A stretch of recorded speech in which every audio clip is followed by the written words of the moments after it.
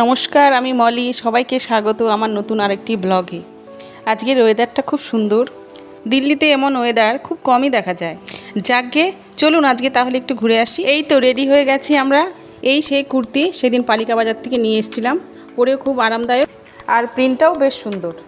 আজ যাব একটু ইন্ডিয়া গেটে। আমার হাজব্যান্ডের কিছু কাজ আছে, তো কাজও হবে আর ঘোরাও হবে। দিল্লিতে দেখুন প্রচুর গাছপালা আশপাশে, তাও এই মারাত্মক গরম আর এই পলিউশন কম হয় না। সামনেই লাজপাতনগর মেট্রো স্টেশন। ওই যে দেখুন ইন্ডিয়া গেটের উপরটা দেখা যাচ্ছে। চলে এলাম আমরা ইন্ডিয়া গেটে।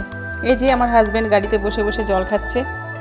বাইরে প্রচণ্ড গরম, এখানে চারপাশে গাছপালাগুলোর জন্য হালকা হালকা হাওয়া বইছে, তাই সেরকম গরমটা লাগছে না। এবার তাহলে চলুন ইন্ডিয়া গেটটা আরও কাছ থেকে দেখি।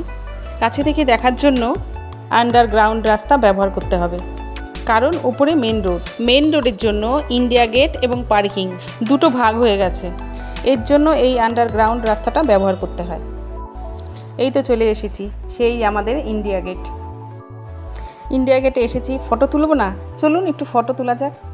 তারপর ইন্ডিয়া গেটের পেছন দিকে যাচ্ছিলাম, তখন আমার হাজব্যান্ড বলল, আমাদের দেশে যত সৈনিক শহীদ হয়েছেন তাদের স্মরণে ইন্ডিয়া গেটের গায়ে নামগুলো লেখা আছে। ভিডিওতে হয়তো নামগুলো পরিষ্কার দেখা যাচ্ছে না, কিন্তু সামনে গেলে নামগুলো পরিষ্কার দেখতে পাবেন।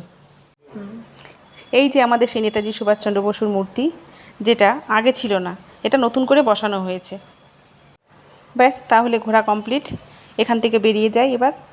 ওনার কিছু কাজ আছে, কাজগুলো শেষ করুক। এই দেখুন, এই আশেপাশে প্রচুর দোকানপাট। এখানে বিভিন্ন ধরনের দোকানপাট দেখতে পাওয়া যায়। গরমের মধ্যে আর তো কিছু খাওয়া যাচ্ছে না। সামনে আইসক্রিমের দোকান, তাহলে চলুন আইসক্রিম খাওয়া যাক। তাহলে চলুন বাড়ির উদ্দেশ্যে রওনা হয়ে যাই। বাড়ি পৌঁছতে আরও 45 মিনিট 1 ঘন্টা টাইম লাগতে পারে, কারণ আপনারা সবাই জানেন দিল্লির রাস্তাঘাটে প্রচুর জ্যাম। চলুন তাহলে ব্লগটা এখানেই শেষ করলাম। দেখা হচ্ছে পরের কোনো নতুন এবং সুন্দর একটি ব্লগে। সকলকে টাটা।